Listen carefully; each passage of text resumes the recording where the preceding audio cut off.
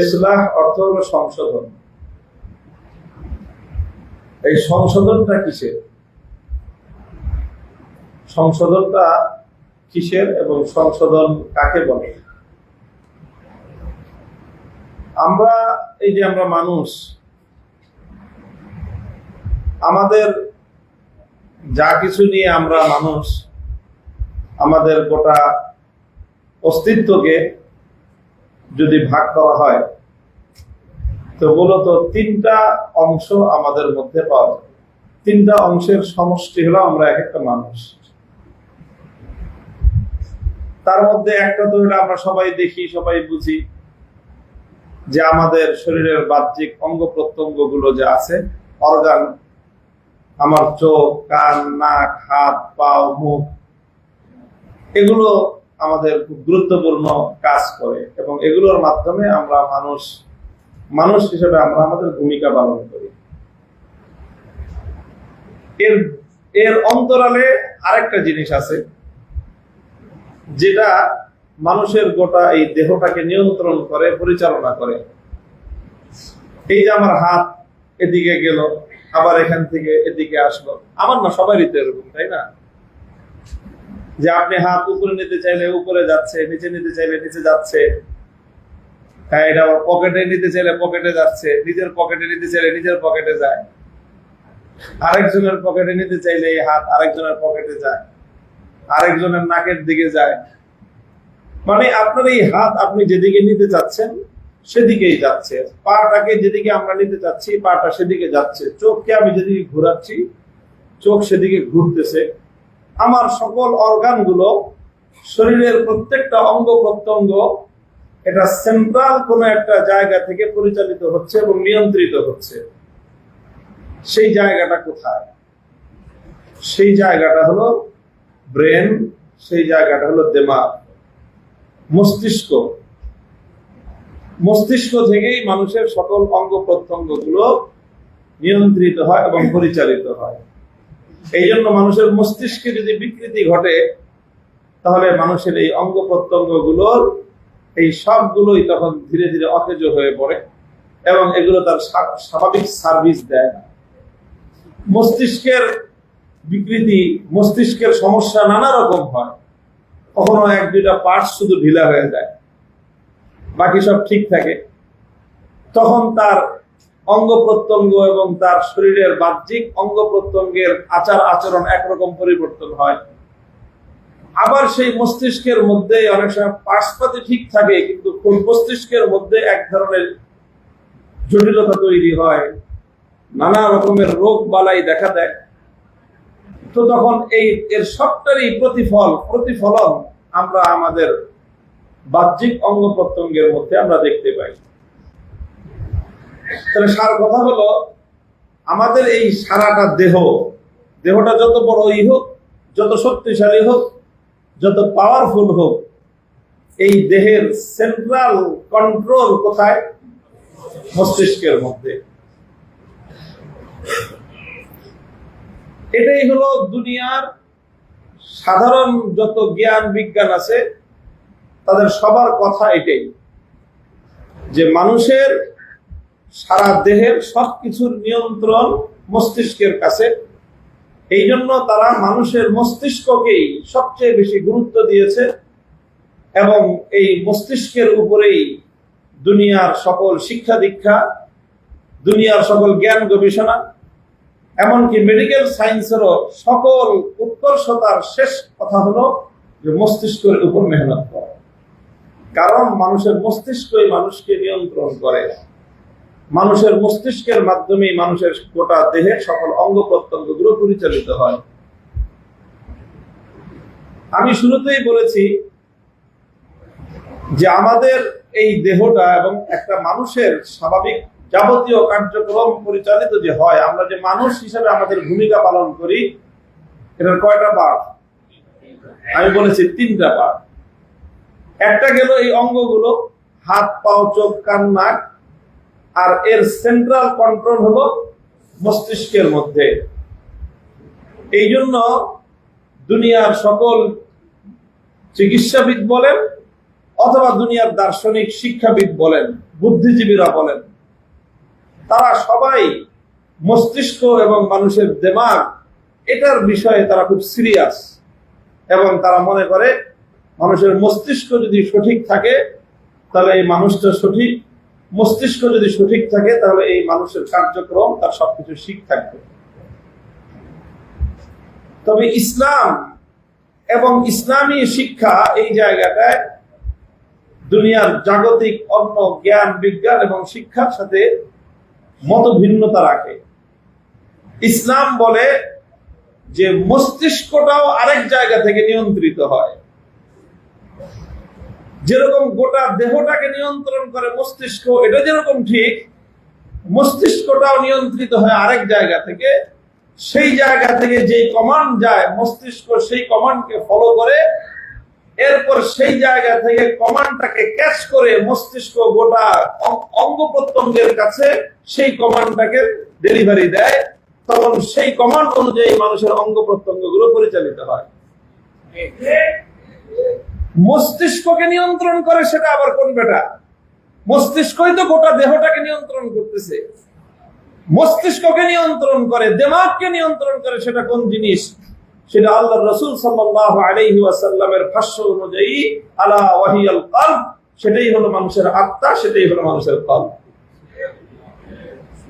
আলা ইন্না ফিল জাসাদি লামুদগাতান ইযা সালুহাত সালুহাল জাসাদু কুল্লুহু ওয়া ইযা ফাসাদাত ফাসাদাল জাসাদু কুল্লুহু আলা ওয়াহিয়াল কলব। আল্লাহর নবী সর্বপ্রথম এই পৃথিবীতে আল্লাহ প্রদত্ত ঐশী জ্ঞানের আলোকে, ওহীর জ্ঞানের ভিত্তিতে এমন ব্যর্থহীন ভাষায় এবং এত আস্থার সাথে দ্বিধাহীন চিত্তে আল্লাহর পয়গম্বর সর্বপ্রথম এই পৃথিবীতে ঘোষণা করেছেন যে গোটা মানব দেহের প্রকৃত নিয়ন্ত্রণ মস্তিষ্কের হাতে নয়, বরং মস্তিষ্ক সহ গোটা মানুষের সবকিছুর নিয়ন্ত্রণ মানুষের আত্মা এবং কলবের কাছে। এখনো এই জন্য ইসলামী শিক্ষা এবং দুনিয়ার জাগতিক শিক্ষার দৃষ্টিভঙ্গির মধ্যে মৌলিক একটা পার্থক্য আছে। মৌলিক একটা পার্থক্য আছে। কথা বলতে বলতে দুঃখ লাগে কিছু কথা। অনেক মানুষ এই যে বলে না আমাদের ব্যাপারে যে হুজুররা করে কি, হুজুররা করে কি, হুজুরদের কন্ট্রিবিউশন কি। মাঝে মাঝে দুই একটা ইংলিশ শব্দ লাগায় দেয় মাঝখান দিয়ে, মনে করে যে বাস কওমি মাদ্রাসাগুলো কি করে, তারা শুধু বিলাত পড়ে, তারা শুধু জানাজা পড়ায়, তারা বিয়ে পড়ায় আর বিয়ে খসায়। না, বিয়ে পড়ানো, বিয়ে খসানো, জানাজা পড়া আর বাচ্চা হলে আজান দেওয়া এটাই শুধুমাত্র হুজুরদের কাজ নয়, বরং হুজুরদের মৌলিক ভিন্ন আর একটা কাজ আছে। ভিন্ন আর একটা কাজ আছে। এবং এই জায়গায় যারা দুনিয়ার এই চরম উৎকর্ষতার, আজকের একবিংশ সময়ের চরম উৎকর্ষতার এই সময়ও পাশ্চাত্য জ্ঞান এবং বিজ্ঞান, আমি উভয়টার কথাই বলছি, পশ্চিমা জ্ঞান এবং বিজ্ঞান উভয়ের দৃষ্টিতে তাদের সকল মেহনত এবং তাদের সকল জ্ঞান গবেষণার ভিত্তিতে তারা মনে করে মস্তিষ্কটাই হলো মানুষের মূল কন্ট্রোলার।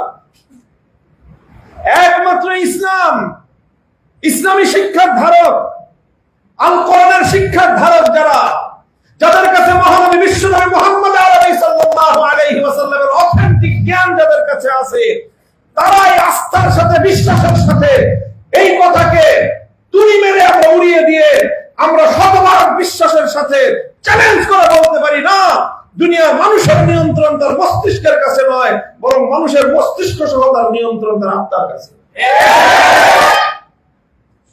এই কথাটা এত জোরে বলার কি, আস্তে বললে দিতে পারে। হ্যাঁ পারি, আস্তে বললেই পারি, কিন্তু এই কথার মধ্যে যে আসলে স্পিরিটটা আছে, সেই স্পিরিট আমাকে এই কথাটা আস্তে বলতে দেয় না। এটা সারা দুনিয়ার সাথে আমাদের মত পার্থক্য। 1400 বছর ধরে মত পার্থক্য চলে আসতেছে। তবে মত পার্থক্য যতদিন যাচ্ছে, পাশ্চাত্য আস্তে আস্তে দুনিয়ার জ্ঞান বিজ্ঞানের সকল গবেষণা ইসলামের কাছে মাথা নোয়াতে বাধ্য হচ্ছে। এবং একটা সময় আসবে সারা দুনিয়া এই কথা অকপটে স্বীকার করবে যে না, মস্তিষ্ক নয়, আল্লাহর পয়গম্বর 1400 বছর আগে যে কথা বলেছেন যে মানুষের মস্তিষ্ক সহ সব কিছুর নিয়ন্ত্রণ আসলে মানুষের আত্মার কাছে। কাজে এই জন্য সর্বপ্রথম এবং সবচেয়ে গুরুত্বপূর্ণ কাজ হলো আত্মাকে পরিশুদ্ধ করো, সব পরিশুদ্ধ হবে। এই জন্য ওলামায়ে কেরাম, আমরা মস্তিষ্কের গুরুত্বকে অস্বীকার করি না। আমরা যেমন মানুষের অঙ্গ প্রত্যঙ্গের গুরুত্বকে অস্বীকার করি না, ইসলাম এগুলোকে অস্বীকার করে না। ইসলাম বলে না যে মানুষের হাতের কোনো গুরুত্ব নাই। ইসলাম কথা বলে না যে মানুষের চোখের কোনো গুরুত্ব নাই। আল্লাহর কোরআন এবং আল্লাহর পয়গম্বরের হাদিসের জ্ঞান কথা বলে না যে মানুষের অর্গানগুলোর কোনো গুরুত্ব নাই। ঠিক এরকম ইসলাম এটাও বলে না যে মানুষের মস্তিষ্কের কোনো গুরুত্ব নাই। তবে আল্লাহর নবীর হাদিস যে কথা বলেছে সেটা হলো এই, মানুষের অঙ্গ প্রত্যঙ্গের চেয়ে মানুষের মস্তিষ্কের গুরুত্ব বেশি, মানুষের মস্তিষ্কের চেয়ে মানুষের আত্মা এবং কলবের গুরুত্ব বেশি। আচ্ছা, এই গুরুত্বের পার্থক্যে, এই পার্থক্যটা এত গুরুত্বের সাথে এত বোল্ডলি লাউডলি কেন বলতেছি আমি ভাই? এটা বলার মূল কারণ হলো এই যে আপনি আপনার প্রধান যে লক্ষ্য, আপনার প্রধান এইম কোনটা হবে, আপনাকে প্রধান এইম ঠিক করতে হবে। ইসলাম প্রধান এইম ঠিক করেছে, সর্বপ্রথম তুমি কলব এবং আত্মাকে শুদ্ধ করো, পরিশুদ্ধ করো। ওলামায়ে কেরাম বলেন যে এই যে তিনটা ডিপার্টমেন্টের মধ্যে পারস্পরিক একটা সম্পর্ক আছে। আত্মা, মস্তিষ্ক, অঙ্গ প্রত্যঙ্গ, এই তিনটা ডিপার্টমেন্ট এটা মানব দেহের। আরে ভাই, মানুষ তো একটা শুধু ছোট্ট দেহ না। মানুষের এই ছোট্ট দেহটা, এটাকে বলা হয় আল আলামুস সাগীর। এই পৃথিবীটা হলো আল আলামুল কাবীর, এটা হলো বড় জগৎ। আর এই মানুষের 3.5 হাত বডি, এটা হলো ছোট একটা জগৎ। মানব দেহের মধ্যে সারা পৃথিবী, বিশ্ব জগতের একটা, এটাকে মানে মিনি জগৎ আল্লাহ পাক রব্বুল আলামিন একটা মানব দেহকে সৃষ্টি করেছেন। মানব দেহটা যেইভাবে পরিচালিত হয়, সেই আদলেই সারা পৃথিবীটা পরিচালিত হয়। হাকিমুল ইসলাম কারি সাহেব সব রহমতুল্লাহ আলাইহি চমৎকার ভাবে দীর্ঘ এক আলোচনার মাধ্যমে তিনি এটা বিশ্লেষণ করে দেখিয়েছেন যে মানব দেহটা কিভাবে এই গোটা পৃথিবীর একটা ছোট্ট নমুনা, এটা ক্ষুদ্র জগতের নমুনা। এটা তো যেমন একটা দেশ জাতি পরিচালিত হয়, আধুনিক কালে বর্তমান সময়ে আমাদের যে রাষ্ট্রটা পরিচালিত হচ্ছে বাংলাদেশ, এই রাষ্ট্র কোত্থেকে পরিচালিত হচ্ছে আপনারা বলতে পারেন? মূল এটার হেড অফিস কোথায় কোথায় বলতে পারেন? অনেকে বলবে দেশ পরিচালিত হওয়ার প্রধান যে নিয়ন্ত্রণ, সেন্ট্রাল যেই কন্ট্রোলার, সেটা হলো সচিবালয়। সচিবালয়, সেখান থেকে সকল মন্ত্রণালয়গুলো চলে, সব মন্ত্রীরা সেখানে যায়, মন্ত্রীদের মাধ্যমে সচিবরা সেখানে সকল ডিসিশনগুলো, সিদ্ধান্তগুলো গ্রহণ করে। তারপর সেখান থেকে সারা দেশের সকল জায়গায় সেই সার্কুলার গুলো পৌঁছে যায়। এইভাবে দেশটা পরিচালিত হয়। তো এই সারা দেশের স্থানীয় প্রশাসন, এটা হলো মানুষের অঙ্গ প্রত্যঙ্গের মতো, আর সচিবালয়টা হলো মানুষের মস্তিষ্কের মতো। সচিবালয়, মানুষের মস্তিষ্কটা হলো সচিবালয়ের মতো, আর অঙ্গ প্রত্যঙ্গ গুলো হলো স্থানীয় প্রশাসনের মতো। আর ইসলামের দৃষ্টিভঙ্গি অনুযায়ী মস্তিষ্ক হলো সচিবালয়ের মতো, আর আত্মা এবং কলব, এটা হলো যিনি মূল রাষ্ট্রপ্রধান, বর্তমান আমাদের দেশের প্রধান উপদেষ্টার কার্যালয়, যেখান থেকেই সকল ডিসিশন চূড়ান্ত ভাবে সিদ্ধান্ত হয়, সেই জায়গাটাই হলো আত্মা এবং তন। এই যে একটা সার্কেল, যেখানে হয় রাষ্ট্রপ্রধান আর না হয় সরকার প্রধান, প্রধানমন্ত্রী বলেন অথবা রাষ্ট্রপতি বলেন, যিনি রাষ্ট্রের মূল নির্বাহী, ডিসিশন মেকিং যার হাতে, যিনি ডিসিশন মেকার, তিনি কখনো গণভবনে থাকেন, কখনো তিনি যমুনায় থাকেন, কখনো তিনি প্রাইম মিনিস্টার কার্যালয়ে থাকেন। যেখানেই থাকুন সেখান থেকেই হলো মূল সিদ্ধান্ত এবং মূল আপনার যেই ডিসিশন সেখান থেকেই নির্ধারিত হয়। এই জন্য 5ই আগস্ট সবাই কিন্তু সংসদ ভবনেও যায় নাই, সচিবালয়েও যায় নাই, বঙ্গভবনও ঘেরাও করতে যায় নাই, ক্যান্টনমেন্টও ঘেরাও করতে যায় নাই। পোলাপান হলে কি হবে? পাটনা সব পোলাপান বলছে যে ঘেরাও করবি তো গণভবন কর। কারণ বাংলাদেশের ওই গণভবনের যেখান থেকে গোটা দেশের মূল নেতৃত্ব পরিচালিত হয়, ওই জায়গায় সমস্যা দেখা দিয়েছে। ওটাকে পরিশুদ্ধ না করে সচিবালয় পরিশুদ্ধ করে লাভ হবে না, ওটাকে পরিশুদ্ধ না করে বঙ্গভবন দখল করে লাভ হবে না, ওটাকে পরিশুদ্ধ না করে সংসদ ভবন দখল করে লাভ হবে না। আগে সর্বপ্রথম প্রধানমন্ত্রীর কার্যালয় এবং গণভবন, যেখান থেকে বসে গোটা দেশে অশান্তি সৃষ্টি করা হচ্ছে, যেখান থেকে বসে গোটা দেশের মানুষের বিরুদ্ধে প্রতিদিন যুদ্ধ ঘোষণা করা হচ্ছে, আগে তুমি সেটাকে দখল করো, সারা দেশ আপনা আপনি তোমার হাতে চলে আসবে। 5ই আগস্ট কি হয়েছে বলেন তো? সংসদ ভবন থেকে কেউ পালাইছে? বঙ্গভবন থেকে কেউ পালাইছে? ক্যান্টনমেন্ট থেকে কেউ পালাইছে? গণভবন থেকে কেউ পালাইছে? গণভবন থেকে যখনই পালাইছে তখনই সেই 17-16 বছরের দোর্দণ্ড প্রতাপশালী রাষ্ট্র ব্যবস্থার পতন ঘটেছে এবং গোটা দেশের মানুষ, 20 কোটি মানুষ মুক্তি পেয়েছে। মুহতারাম হাজিরিন, এই যে কথাটা দেখেন, একটা মানুষ, একটা জায়গা, একটা চেয়ার, এটার জায়গাটা যেরকম গুরুত্ব, এবং সে যতদিন পর্যন্ত তার আপন জায়গায় বসেছিল, এই গোটা সচিবালয় কিন্তু তার গোলামি করেছে। আর সচিবালয় যখন তার গোলামি করেছে, সারা দেশের সকল স্থানীয় প্রশাসন তাদের গোলামি করেছে, আনুগত্য করেছে। আমার টাকা দিয়ে কেনা বুলেট আমার সন্তানের বুকে বিদ্ধ করেছে, আমার টাকা দিয়ে কেনা বুলেট দিয়ে আমার সন্তানকে গুলি করে আমার বাড়ির পাশে হত্যা করে ফেলে রেখেছে।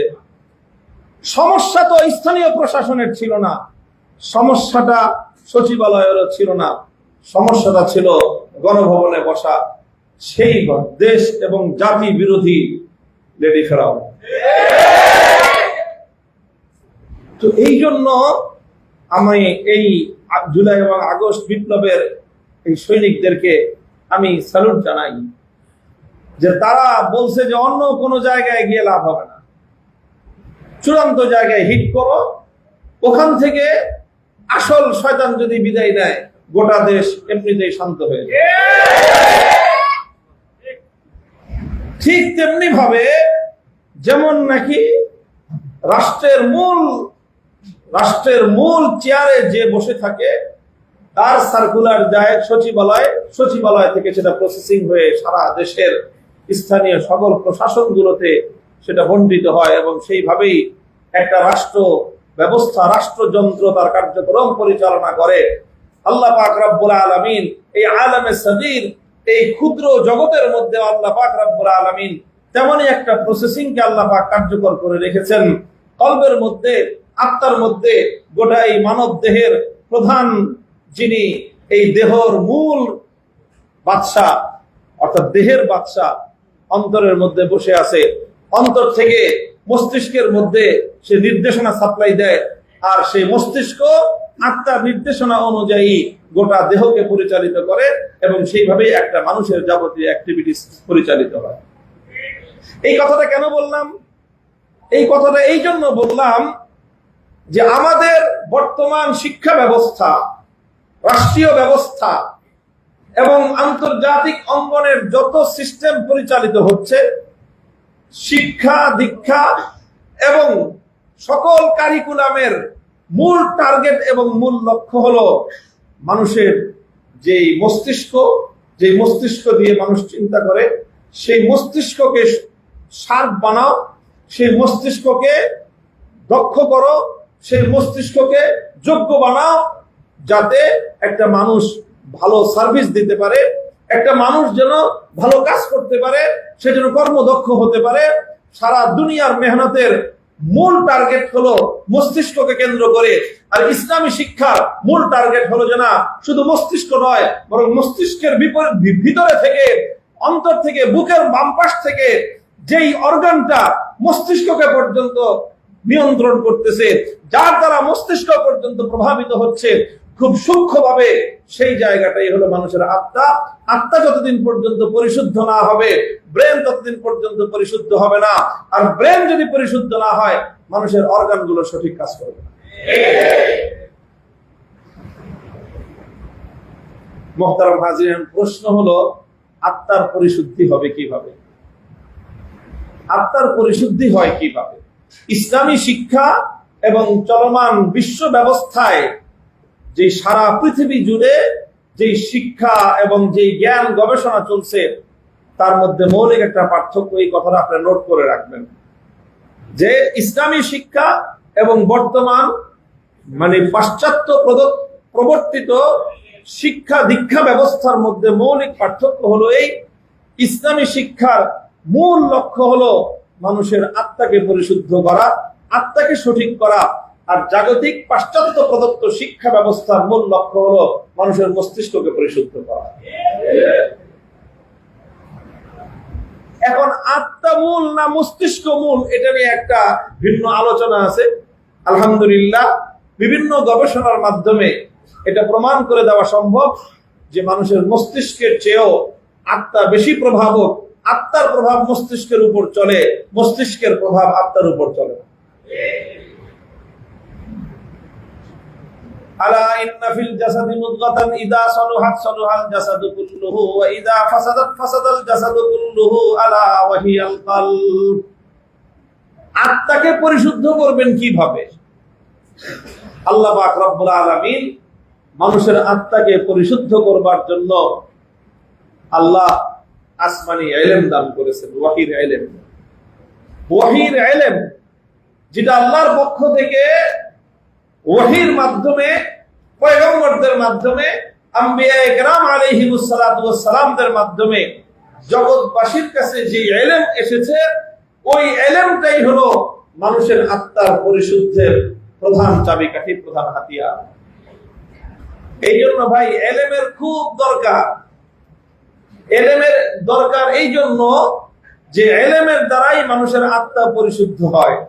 এবং সেটা কোন ইলম? সেটা ওয়াহির ইলম।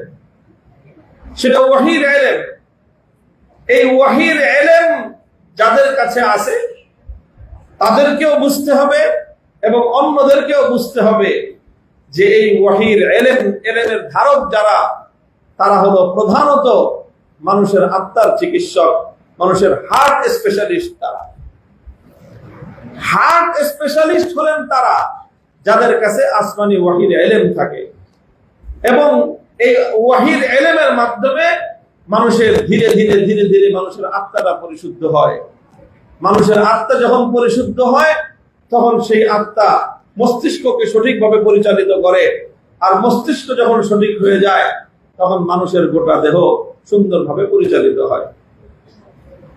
এই জন্য উলামায়ে উম্মত তাদের অনেক বড় দায়িত্ব এবং জিম্মাদারি। আলেম সমাজের প্রধান দায়িত্ব হলো, আলেম সমাজের প্রধান কাজ হলো মানুষের আত্মার উপর মেহনত করা, মানুষের আত্মাকে পরিশুদ্ধ করার মেহনত চালানো। এটা আলেমদের ফার্স্ট প্রায়োরিটি। একজন হার্ট স্পেশালিস্টের মূল কাজ কি? তার কাজ মানুষের স্নায়বিক চিকিৎসা করা নয়। একজন হার্ট স্পেশালিস্ট যেরকম তার মূল কাজ মানুষের ব্রেনের চিকিৎসা করা নয়।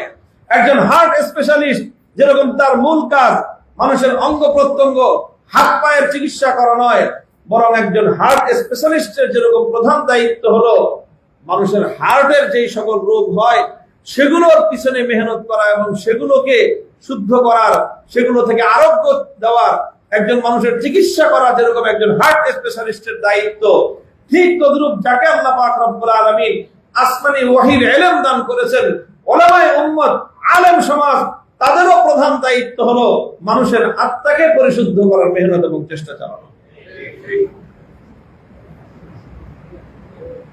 খলিফাতুল মুসলিমিন ওমর ফারুক রাদিয়াল্লাহু তাআলা আনহু তিনি একদিন একজনকে জিজ্ঞাসা করলেন, তুমি কি জানো যে মা ইয়াহদিমুল ইসলাম, যে ইসলামকে ধ্বংস করে কোন জিনিস, অর্থাৎ দুনিয়ার আল্লাহ প্রদত্ত যে সিস্টেম এটাকে ধ্বংস করে কোন জিনিস? তিনি বললেন যে না, আমি জানি না, আপনি বলে দেন। হযরত ওমর ফারুক রাদিয়াল্লাহু তাআলা আনহু তিনটা কথা বললেন। ইয়াহদিমুহু যাল্লাতুল আলিম ওয়া জিদালুল মুনাফিক বিল কিতাব ওয়া হুকমুল আইম্মাতিল মুদিল্লিন। তিনি বললেন যে জগৎ থেকে আল্লাহ প্রদত্ত সিস্টেম ব্যবস্থা ইসলামকে ধ্বংস করে সর্বপ্রথম জাল্লাতুল আলিম, কোন একজন আলেম যার কাছে কোরআন এবং হাদিসের ইলম আল্লাহ পাক রব্বুল আলামিন যার পক্ষে আমানত রেখেছেন, সেই আলেমের যখন পদস্খলন হয়, একজন আলেমের যখন পদস্খলন হয়, এটা আল্লাহর জমিন থেকে ইসলামকে ধ্বংসের সর্বপ্রথম কারণ। দুই নম্বর কারণ, সেটা প্রথম কারণের সাথেই রিলেটেড, ওয়াজিদালুল মুনাফিক বিল কিতাব। মুনাফিক আল্লাহর কিতাব নিয়ে ঝগড়া করে, মুনাফিক আল্লাহর কিতাব নিয়ে ঝগড়া করে। এটা খলিফাতুল মুসলিমিন ওমর ফারুকের বক্তব্য, অর্থাৎ এটা আল্লাহর রাসূল থেকে প্রাপ্ত শিক্ষার আলোকে উনি বলেছেন। এই কথাটা প্রকারান্তরে আল্লাহর নবীর শিক্ষা যে ইসলামকে ধ্বংস করার প্রথম হাতিয়ার হলো একজন আলেমের পদস্খলন, দুই নম্বর হাতিয়ার হলো মুনাফিক যখন আল্লাহর কিতাব কোরআন নিয়ে যখন ঝগড়ায় লিপ্ত হয়, এটা হলো ইসলাম ধ্বংসের দ্বিতীয় হাতিয়ার। তিন নম্বর হাতিয়ার হলো হুকমুল আইম্মাতিল মুদিল্লিন। মানুষকে বিভ্রান্তকারী নেতৃবর্গ, মানুষকে বিভ্রান্তকারী শাসকবর্গ, তারা যখন শাসন কার্য পরিচালনা করে, মানুষকে বিভ্রান্তকারী শাসকবর্গ যখন শাসন কার্য পরিচালনা করে, তখন এর দ্বারাও আল্লাহর জমিনে আল্লাহর দ্বীন ইসলাম ধ্বংসপ্রাপ্ত হয়। কয়টা বললাম? তিনটা।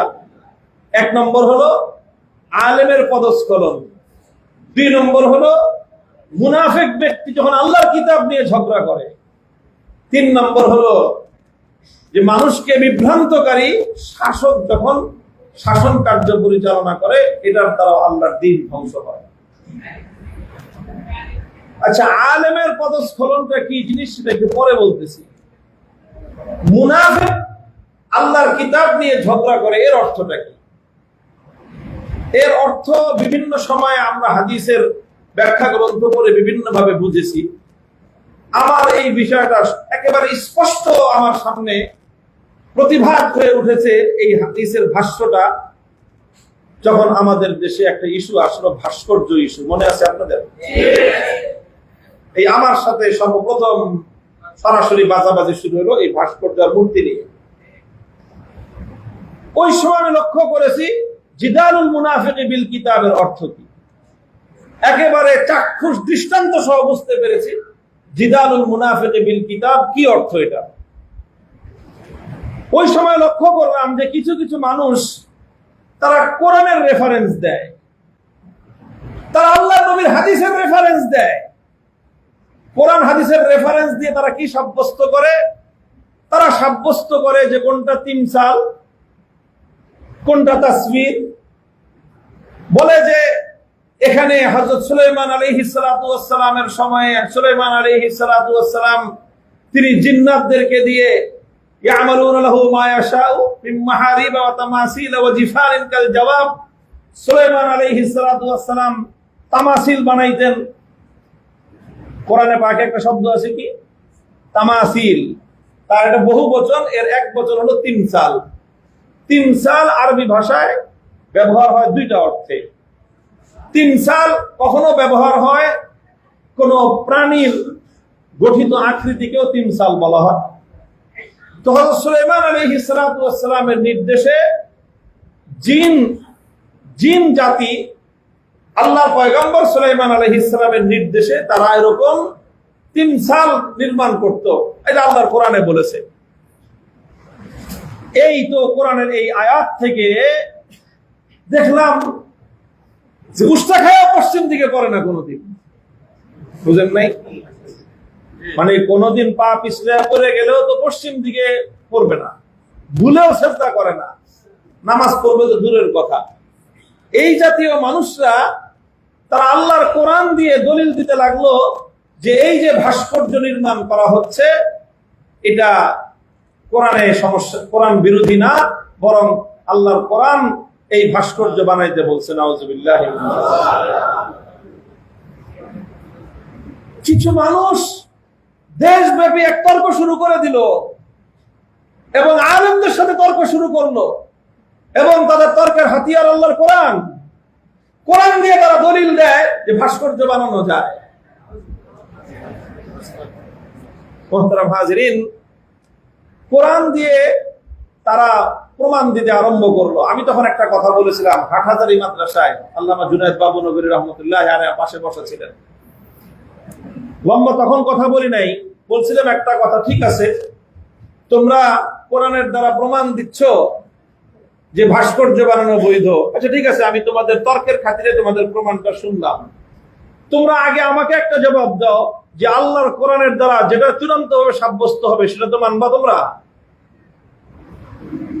যদি আমি তাদেরকে জিজ্ঞাসা করি যে আল্লাহর কোরআনের দ্বারা চূড়ান্ত ভাবে যেটা সাব্যস্ত হবে নিরপেক্ষ বিশ্লেষণের পর, সেটা তোমরা মানবা তো?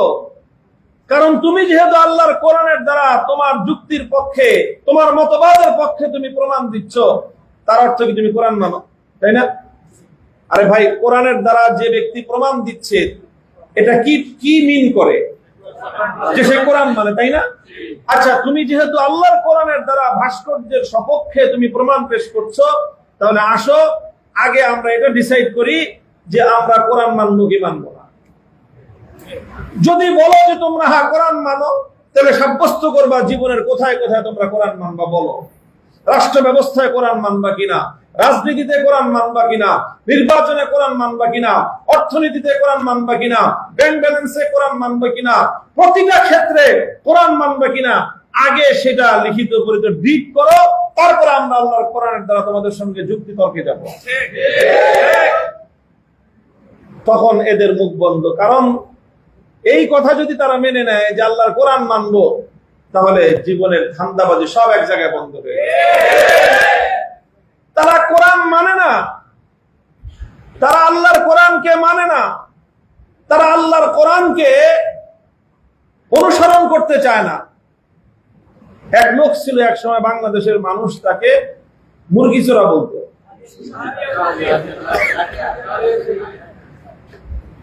তার সাথে এক আলোচনা, সে বলতেছে কোরআনের দ্বারা দলিল দেয়। কি দলিল দেয়? যে ইসলামের রাজনীতি নাই। কেন ইসলামের রাজনীতি নাই? সে প্রমাণ দিল ইসলামের রাজনীতি নাই। রাজনীতির আরবি শব্দ হলো সিয়াসাত, আল্লাহর কোরআনের কোথাও সিয়াসাত শব্দটা নাই, এই জন্য ইসলামে রাজনীতি নাই, কোরআনে রাজনীতি নাই।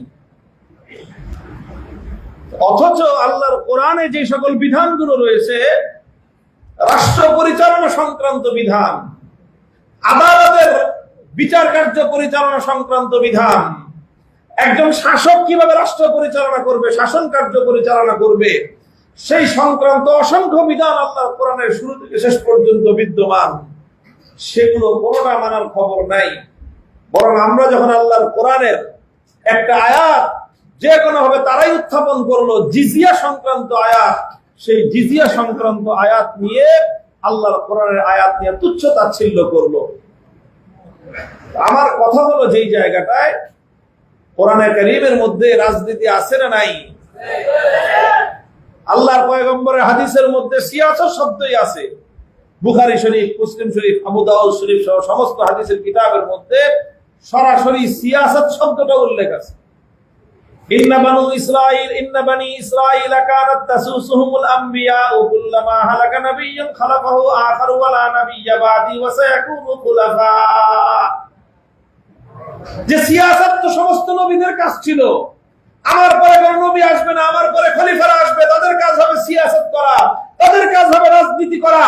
যারা নবীদের সত্যিকার উত্তরসূরি, তাদের কাজ হবে রাজনীতি করা, তাদের কাজ হবে রাষ্ট্র পরিচালনা করা, তাদের কাজ হবে গোটা জাতিকে নিয়ন্ত্রণ করা, গোটা জাতিকে নেতৃত্ব দেওয়া। বলতে চাইতেছে এই কথাটা যে ওয়াজিদালুল মুনাফিকি বিল কিতাবের অর্থ কি? জিদালুল মুনাফিকি বিল কিতাবের অর্থ হলো এই যে কিছু মানুষ আল্লাহর কোরআনকে তাদের জীবন দর্শন হিসেবে মানে না, কিছু মানুষ আল্লাহর কোরআনে কারীমকে তারা জীবনের কোনো ক্ষেত্রে ফলো করে না, কিন্তু হঠাৎ কোরআনে পাকের কোনো একটা শব্দ যখন তার ধান্দা মোতাবেক হয়ে যায়, তখন ওই শব্দটা দিয়ে সে আল্লাহর কোরআন দ্বারা সে তার বাতিল মতবাদকে প্রমাণ করার জন্য উঠে পড়ে লেগে যায়। কিন্তু তাদেরকে যদি বলি, আয় তুমি তো কোরআন দ্বারা দলিল দিচ্ছ, ঠিক আছে, তোমার দলিল শুদ্ধ না বেঠিক, আমার দলিল শুদ্ধ না বেঠিক, এটা তো পরের তর্ক, আগে না সাব্যস্ত করো যে কোরআন দ্বারা যেটা সাব্যস্ত হবে তুমি সেটাই মানবা কিনা। তো যারা মুনাফিক তারা কোনোদিন এই কথা মানবে না, অথচ তারা আবার কোরআন দ্বারা প্রমাণ পেশ করবে। তো যারা আল্লাহর কোরআনকে মানে না, কোরআনকে মানবে বলে স্বীকার করে না, অথচ কোরআনের দ্বারা নিজেদের বাতিল মতবাদকে, নিজের বাতিল কথাকে মানুষের সামনে সাব্যস্ত করতে চায়, এটাই হলো মুনাফিকের বড় লক্ষণ।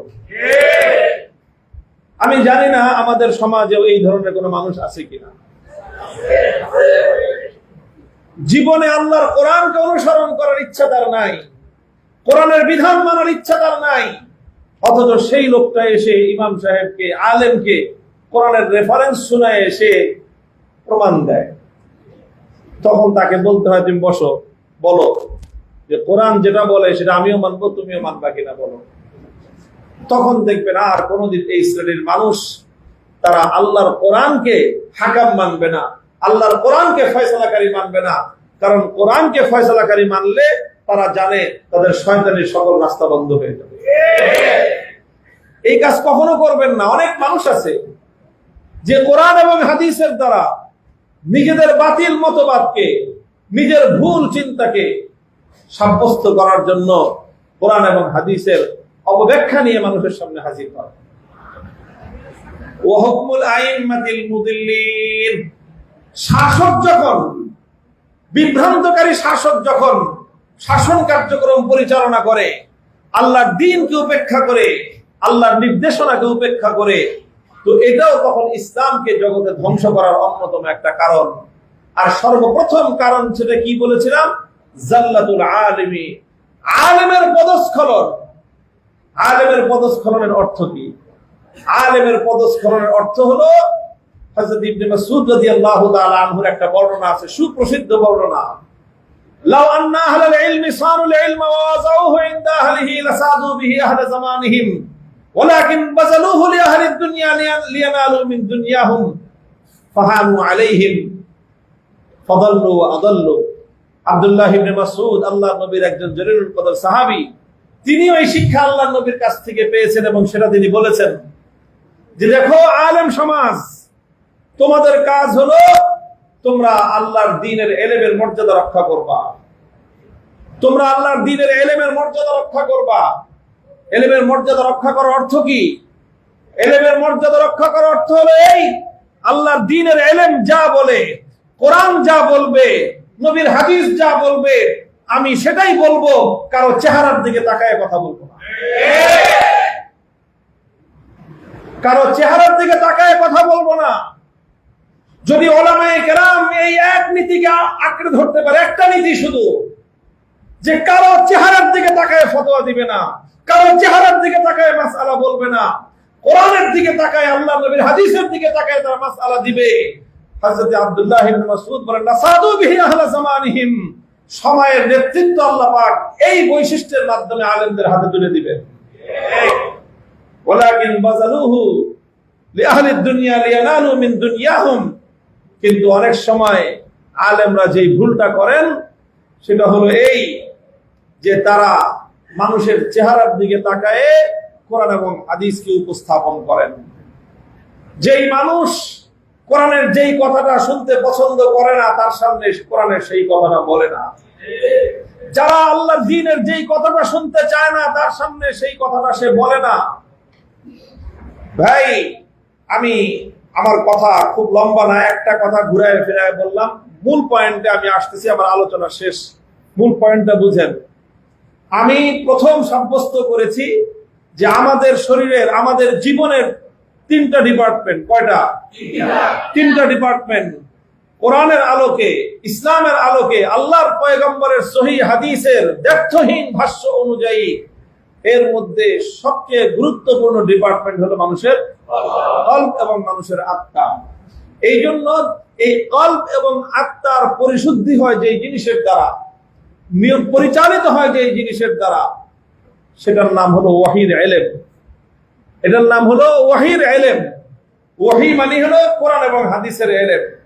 এই জন্য আমি বললাম, যারা আলেম তারা হলো সমাজের হার্ট স্পেশালিস্ট। তারা হলো সমাজের হার্ট স্পেশালিস্ট।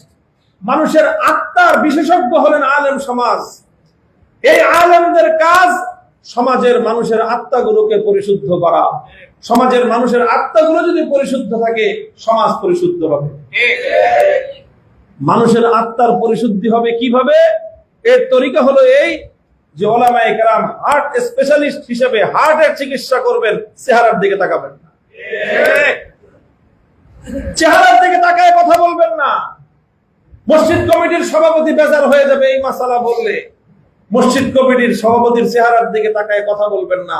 হ্যাঁ, অযথা কোনো মানুষকে অপমান করবেন না, কিন্তু সত্য কথা বলতে কুণ্ঠিত হবেন না। এই নীতির উপর আলেম সমাজকে চলতে হবে। এই নীতির উপর আলেম সমাজকে চলতে হবে। যদি আলেম সমাজ এই নীতির উপর চলতে না পারে, সেই আলেমকে বলা হয় উলামায়ে সু। সেই আলেমকে বলা হয় জগতের নিকৃষ্ট মানুষ। এটা আমার ভাষ্য না, আল্লাহর পয়গম্বরের ভাষ্য। আলা ইন্না শাররাশ শাররি শিরারুল উলামা ওয়া ইন্না খায়রাল খায়রি খিয়ারুল উলামা। জগতের সবচেয়ে নিকৃষ্ট মানুষ হলো যারা নিকৃষ্ট আলেম। নিকৃষ্ট আলেম কারা? নিকৃষ্ট আলেম হলো যাদের কাছে আল্লাহর কোরআন এবং হাদিসের সহিহ ইলম থাকা সত্ত্বেও তারা মানুষের চেহারার দিকে তাকায় কোরআন এবং হাদিসের সঠিক নির্দেশনা জাতির সামনে উপস্থাপন করে না, এবং পাশ কেটে যায়। জাতির সামনে ইসলাম এবং কোরআন হাদিসের সঠিক নির্দেশনা উপস্থাপন না করে মানুষকে খুশি করার জন্য ভিন্ন কিছু বুঝ দেয় মানুষকে। সেই আলেমরাই হলো নিকৃষ্ট আলেম। বলবেন, হুজুর এই কথা আমাদেরকে কেন বলতেছেন? এটা তো হুজুরদেরকে বলবেন না। এই কথা হুজুরদেরকে বলবো না, এই কথা আপনাদেরকেও বলবো। কেন বলবো আপনাদেরকে? আচ্ছা বলেন, এই যে হার্ট ফাউন্ডেশন বাংলাদেশে আছে জানেন? হৃদরোগের জন্য আলাদা করে রাষ্ট্রীয়ভাবে সরকারিভাবে হাসপাতাল তৈরি করা হয়েছে। ন্যাশনাল হার্ট ফাউন্ডেশন মিরপুরে আছে, 2টা শাখা আছে। এরপরে সোহরাওয়ার্দীর বিশেষ একটা ডিপার্টমেন্ট আছে। এটা হলো হার্টের জন্য সারা দেশের সকল জটিল রোগীগুলা এই হার্ট ফাউন্ডেশন এবং এই যে সোহরাওয়ার্দী হাসপাতালের এই ডিপার্টমেন্টে চিকিৎসা হয়। আচ্ছা বলেন তো আপনারা, এই হার্ট ফাউন্ডেশনে যে সকল ডাক্তাররা আছেন, এই ডাক্তাররা যদি সঠিক চিকিৎসা না করে, তারা যদি মানুষের হার্টের চিকিৎসা ঠিক মতো না করে, তাহলে এটা কি ডাক্তারদের সমস্যা হবে না জাতির সমস্যা হবে? জাতির সমস্যা হবে। হার্টের রোগীরা যদি, চিকিৎসকরা যদি হার্টের চিকিৎসা না করে, এটা ডাক্তারদের যতটা না বড় সমস্যা। ডাক্তার তার দায়িত্ব পালনে গাফলতি করলো, এই হলো। সে শুধুমাত্র তার দায়িত্ব পালনে গাফলতি করলো, কিন্তু ডাক্তার তো মরবে না, মরবে তো রোগী। মরবে তো রোগী। এখন রোগী যদি চিন্তা করে, রোগী যদি চায় যে আমার সুস্থ থাকতে হবে, আমাকে ভালো হতে হবে, আমার হার্টের রোগ আছে, আমার এই হার্টের রোগ থেকে আমাকে আরোগ্য লাভ করে আমাকে সুস্থ জীবন যাপন করতে হবে, তাহলে একজন রোগীকে আন্তরিকভাবে চাইতে হবে যে হার্টের ডাক্তার যেন ঠিক মতো হার্টের অপারেশন চালায়, হার্টের চিকিৎসা যেন ঠিক মতো করে। আর আমাদের সমস্যাটা হলো এই জায়গায়, আমরা যারা হার্টের চিকিৎসক আছি, আল্লাহ পাক যাদের কাছে কোরআনের ইলম দিয়েছেন, ওয়াহির ইলম আল্লাহ পাক যাদের কাছে রেখেছেন, তারা হলো জাতির হার্টের চিকিৎসক। এই সত্যিকার হার্টের চিকিৎসকরা যখনই সত্যিকার চিকিৎসা করতে যায় তখন রুগী ফালাফালি শুরু করে, তখনই রুগীরা ফালাফালি শুরু করে। অথচ রুগীর এই কথা বোঝা দরকার যে না, ডাক্তার তো চিকিৎসা করবে তার চিকিৎসা বিজ্ঞান অনুযায়ী, রুগীর সাজেশন অনুযায়ী নয়। এটা একটা মৌলিক কথা। একজন ডাক্তারকে রুগীর চিকিৎসা করতে হবে নিজের ডাক্তারি চিকিৎসা বিজ্ঞানের থিওরি অনুযায়ী, রুগীর সাজেশন অনুযায়ী না। যেই ডাক্তার রুগীর সাজেশন অনুযায়ী রোগের চিকিৎসা করে ওই ডাক্তারও শেষ, ওই ডাক্তারের চিকিৎসায় ওই রুগী তার আগে শেষ। এই কথাটা আমরা দুনিয়ার সাধারণ চিকিৎসার ক্ষেত্রে বুঝি, কিন্তু আত্মার প্রকৃত চিকিৎসক আলেমদের ক্ষেত্রে আমরা এই কথাটা বুঝতে চাই না।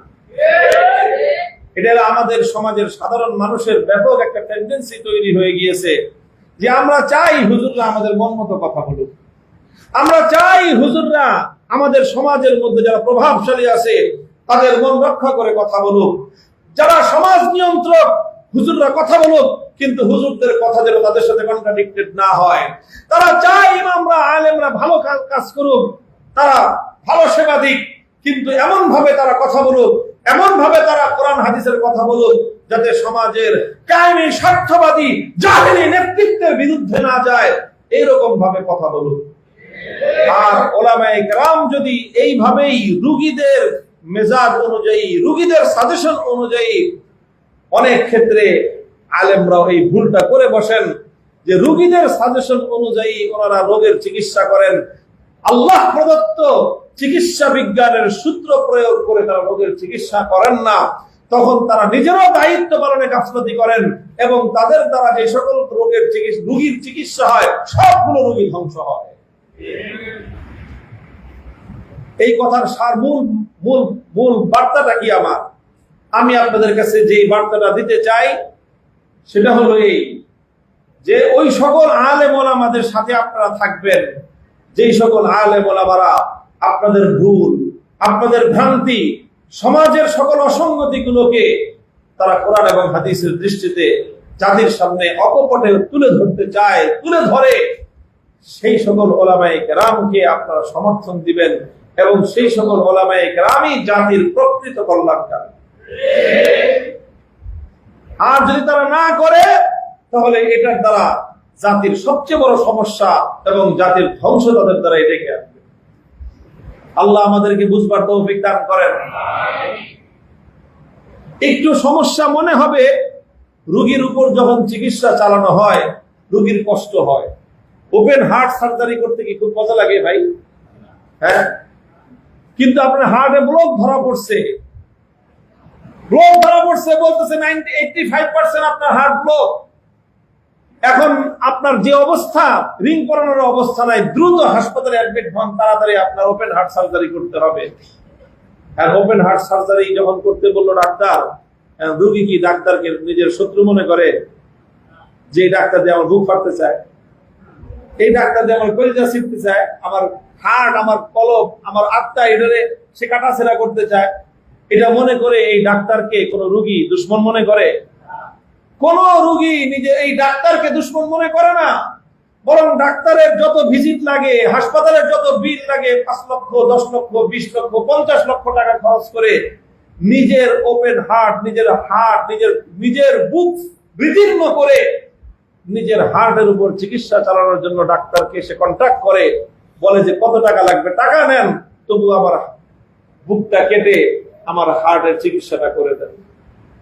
ওই একই লোক যখন আল্লাহ প্রদত্ত আসমানি এলেমের চিকিৎসা ব্যবস্থা অনুযায়ী আপনার আত্মার রোগের চিকিৎসা করতে যায়, আপনার মধ্যে অহংকার আছে, আপনার মধ্যে আল্লাহর কোরআনের সিদ্ধান্ত মানার ক্ষেত্রে দাম্ভিকতা আছে, আপনি কোরআনের প্রত্যেকটা কথা অকপটে মানতে পারেন না, ইসলামের প্রত্যেকটা নির্দেশনা আপনি মানতে পারেন না, আপনি উলামায়ে কেরামের নেতৃত্বকে মানতে পারেন না, আলেমরা বড় কথা বললে আপনার গায়ের মধ্যে অ্যালার্জির চুলকানির উপদ্রব হয়।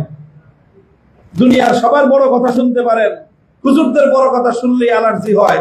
বুঝেন না এটা বড় ধরনের রোগের সিমটম? এটা অনেক বড় একটা রোগের সিমটম। এই জন্য আমি অনেক সময় একটু যোগ করে বলি, যাদের এই ধরনের সমস্যা আছে, যে এই যে হুজুরদের মুখে বড় কথা শুনলেই শরীরের মধ্যে অ্যালার্জি, এক ধরনের চুলকানির উপদ্রব হয়, এটা অনেক ভয়াবহ একটা রোগ। এই রোগের গোড়া খুঁজতে গেলে দেখা যাবে তার দিলের ভিতরে ঈমান নাই, কুফুরে ঠাসা। তাদের একটা সহজ চিকিৎসা হলো যে লাগাতার 1 মাস শুধু আমার ওয়াজ শুনবে, চুলকাইতে চুলকাইতে চুলকাইতে চুলকাইতে ভালো হয়ে যাবে 1 মাসের মধ্যে। কারণ আমি তো একটু জোরে কথা বলি, তো যারা এই টুপিওয়ালা হুজুরদের কাছ থেকে জোরে কথা শুনলেই শরীরে অ্যালার্জি হয়, আপনি বলবেন যে হুজুরের সমস্যাটা কি? আরে ভাই, সমস্যাটা গোড়ায় খুঁজলে দেখা যাবে যে তার অন্তরের মধ্যে ভয়ঙ্কর একটা রোগ আছে। সেই রোগটা হলো সে আল্লাহর কোরআনের বিজয়কে সহ্য করতে পারে না। অনেকে দেখেন, আমি কথায় কথায় অনেকগুলি প্রসঙ্গ নিয়ে আসি, কথাগুলি জীবন ঘনিষ্ঠ। অনেকে এই কথা বলে যে ভাই, ওই বিশেষ করে নাম উল্লেখ করেই বলি, এখন তো বাংলাদেশ তো 5ই আগস্টের পরবর্তী বাংলাদেশ, বলে যে আওয়ামী লীগ আর বিএনপি মুদ্রার এপিট ওপিট।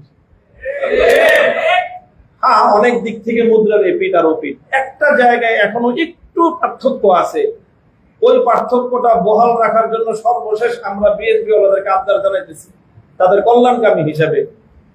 সেই পার্থক্যটা হলো এই জায়গাতে যে এই যে যারা এই বিগত সময়গুলোতে যারা এই ব্লকের রাজনীতি করেছে, তাদের সবচেয়ে বড় সমস্যা হলো তারা ইসলামের আলেম সমাজের কণ্ঠে আল্লাহর দ্বীনের গৌরব গাথা বরদাস্ত করতে পারে না।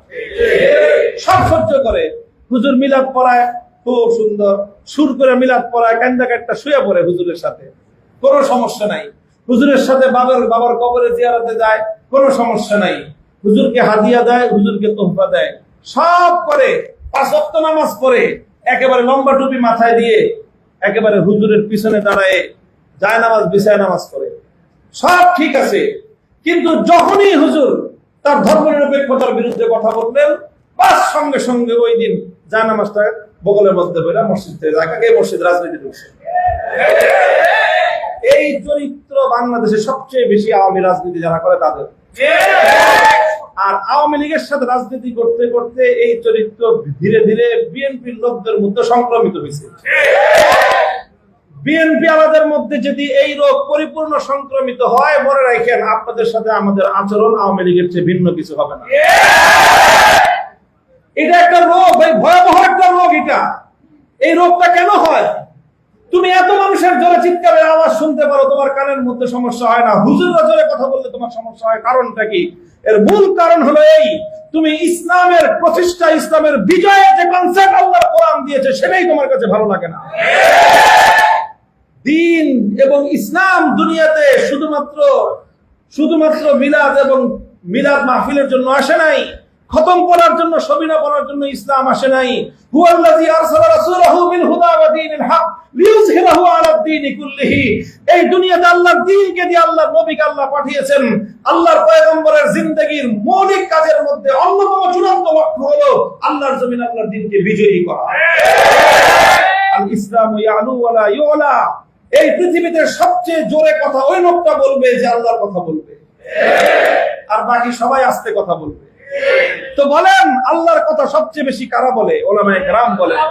কাজে আলেমরা যেহেতু আল্লাহর কথা সবচেয়ে বেশি বলেন, সুতরাং আলেমরাই সবচেয়ে জোরে কথা বলবে।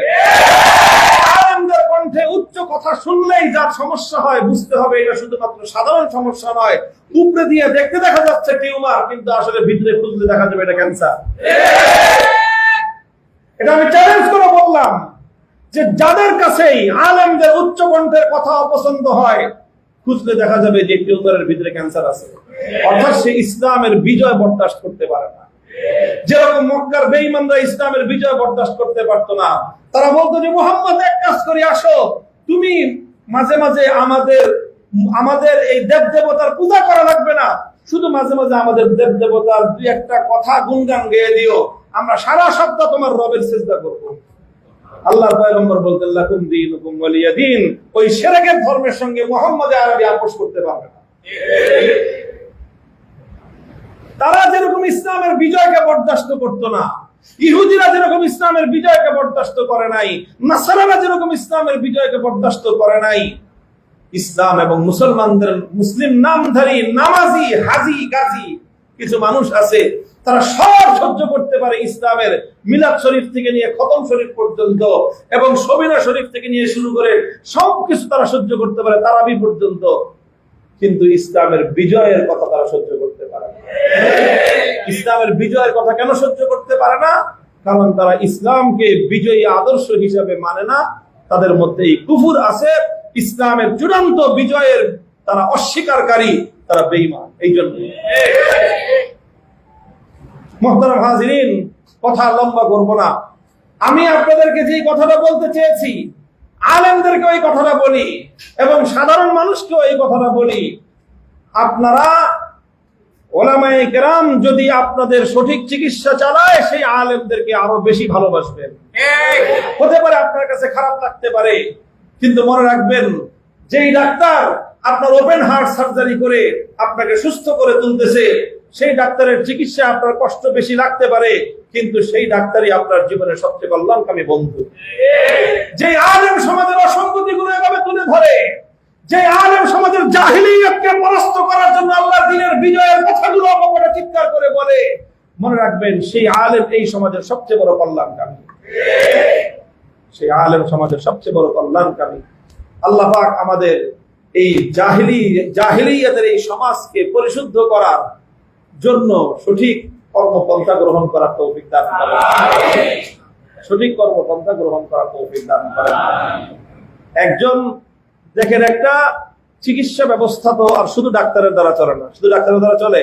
একটা হাসপাতাল শুধু ডাক্তারের দ্বারা চলে? ডাক্তার তো একটা পার্ট, ডাক্তারের সাথে কিছু সহযোগী নার্স লাগে, হাসপাতালটা পরিচালিত হওয়ার জন্য ম্যানেজমেন্ট লাগে, সেখানে বিশাল আয়োজন লাগে। একটা ভালো হাসপাতাল পরিচালিত করতে হলে দেখা যায় 1000 জনশক্তির প্রয়োজন। ডাক্তার কয়জন? 5 জন। তো ডাক্তার 5 জন, বাকি 995 জন তাকে সহযোগিতা করলে এই হাসপাতালের দ্বারা রোগীদের চিকিৎসা হবে এবং রোগীরা আরোগ্য পাবে। ঠিক তদ্রূপ এই যে সমাজের ব্যবস্থাপনা, একটা মসজিদের ব্যবস্থাপনাই ধরে নেন না কেন, এই মসজিদের মধ্যে হার্ট স্পেশালিস্ট হলেন ইমাম সাহেব, এই মসজিদের মধ্যে হার্ট স্পেশালিস্ট হলেন খতিব সাহেব, আর বাকিরা সবাই ম্যানেজমেন্ট করে এই হার্ট স্পেশালিস্টকে এই জাতির হার্টের চিকিৎসা করার জন্য সব ধরনের সাপোর্ট তাকে দিতে হবে। দিবেন তো ইনশাআল্লাহ? যারা মসজিদের কমিটি আছেন, আপনারা মনে রাখবেন যে আপনি যত বড়ই হন না কেন, আপনি একটা মেডিকেল কলেজের প্রিন্সিপাল হতে পারেন, কিন্তু মেডিকেল কলেজ ডাক্তার ছাড়া চলবে না। মসজিদ কমিটির সভাপতি, সেক্রেটারি, সমাজের যত বড় গুরুত্বপূর্ণ প্রভাবশালী ব্যক্তি হন না কেন, আল্লাহর দ্বীনের কাজ, জাতির আত্মশুদ্ধির কাজ, মানুষের আত্মার পরিশুদ্ধির কাজ, এটা একমাত্র ওই সকল লোকদের দ্বারাই হবে যাদের কাছে আল্লাহ প্রদত্ত এই আরোগ্যের চিকিৎসা ব্যবস্থা, কোরআন এবং হাদিস ভিত্তিক ওয়াহির ইলম যাদের কাছে আছে, তাদের মাধ্যমে এই চিকিৎসাটা হবে। এবং এই জন্য সেই ডাক্তাররা যেন চিকিৎসা কার্যক্রম ভালোভাবে পরিচালনা করতে পারে, বাকি সকল ম্যানেজমেন্টের দায়িত্ব হলো ডাক্তারকে সাহস যোগানো, ডাক্তারকে সহযোগিতা করে যাওয়া, যে হুজুর আপনি বলে যান, আসি সাথে আমরা আপনার। পারবেন তো ইনশাআল্লাহ? আল্লাহ পাক আপনাদেরকে কবুল করেন। আমি এই কথাগুলি নাম ধরে 2-4টা কথাবার্তা বলেছি। আমি সুনির্দিষ্ট নাম ধরে সাধারণত কথা বলি না, কিন্তু এই জায়গাটায় প্রধান সমস্যা ইমানের সাথে রিলেটেড, এই জন্য নাম ধরে কথাটা বললাম। যারা এখান থেকে সংশোধনের সবক নেবেন তারা ভালো করবেন, আর এই কথা বলার কারণে আমাদের উপর ক্ষিপ্ত হতে পারবেন, কিন্তু ক্ষতি আপনারই হবে। আওয়ামী লীগের লোকজন থাকলে তাদেরকেও পরামর্শ দিচ্ছি, এখনো বই যে এর পরবর্তী আপনাদের যে রিফরমেশনটা হবে, একটা রিফরমেশন ছাড়া তো বাংলাদেশে নতুন করে আপনারা কাজ শুরু করতে পারবেন না। ওই রিফরমেশনের সময় এই জার্মটা আপনাদের ওখান থেকে দূর করে দিবেন, যে এই যে ইসলামের বিজয়ের কথা শুনলে, আলেম ওলামাদের কথা শুনলে শাপলা চত্বরে গেছিস কেন? এই জন্য গোটা বাংলাদেশে এমন কোন বাস স্ট্যান্ড ছিল না, এমন কোন ট্রেন স্টেশন ছিল না, এমন কোন আপনার লঞ্চ স্টেশন ছিল না, এমনকি এমন কোন হাসপাতাল ছিল না যেই হাসপাতালগুলোতে গিয়ে গিয়ে আমাদের এই আহত, অর্থগৃহীত, নিহত ব্যক্তিদেরকে লাঠি দিয়ে না পিটিয়েছে এই লোকেরা। কারণ ওই একটাই যে তোরা কি জন্য এত জোরে কথা বলতে গেলি। এই যে মানসিকতাটা, এটা ভয়ঙ্কর একটা জার্ম। এই জার্মটাকে দূর করে রিফরমেশন করে তারপরে আসেন, জাতি আপনাদেরকে আবার গ্রহণ করবে। আর এই জার্ম রেখে আবার আসবেন, আবার সংঘাত হবে, এবং সংঘাতে আবারও পরাস্ত হবেন ইনশাআল্লাহ, আবারও পরাস্ত হবে ইনশাআল্লাহ। আর এই জার্ম যেন অন্য কারোর মধ্যে সংক্রমিত না হয়। ভাই, আপনাদের যাদের যাদের ভালো চাই, আমি তাদেরকে বলে দিছি যে আপনাদের মধ্যে কিন্তু সংক্রমিত হইতেছে, কাজে সতর্ক হয়ে যান। এই জার্ম যেন সংক্রমিত না হয়। এই জার্ম নিয়ে শাহজালালের দেশে ইনশাআল্লাহ চলতে পারবে না।